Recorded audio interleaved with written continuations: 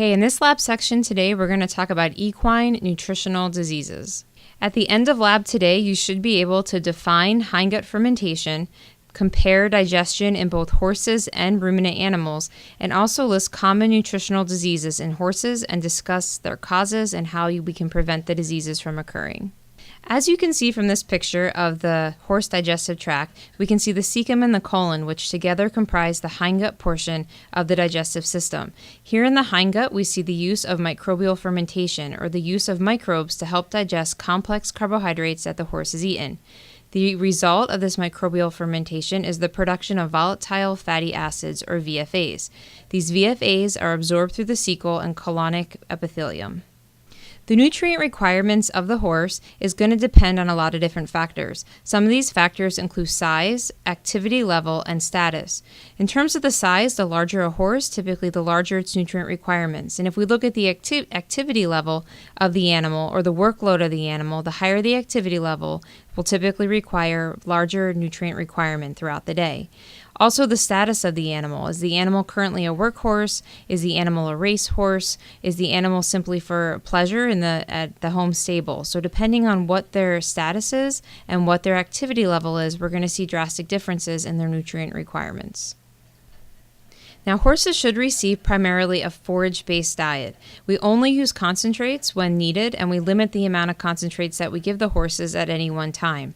If we do use both forage and concentrates, we need to make sure that throughout the day they're broken into 2 or more meals, not to be fed all at one time.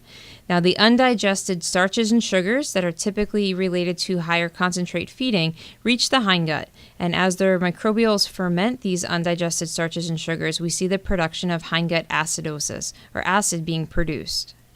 As we look at the starches and the sugars that are digested in the hindgut, we see a lowering of the pH. This is a result of the microbial fermentation and the production of acid by the microbes in the hindgut.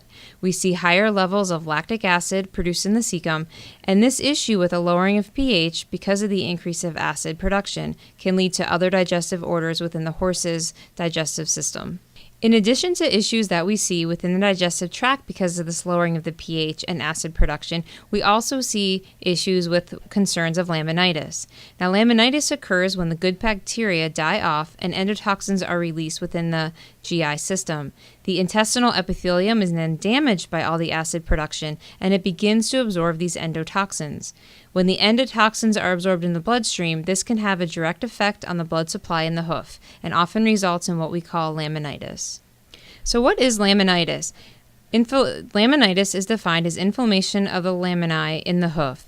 When animals have laminitis, which is not just horses but other animals as well, we often see a stiffness in the leg. We see a lot of weight shifting back and forth as the animal tries to accommodate for the lameness that's occurring in the one leg.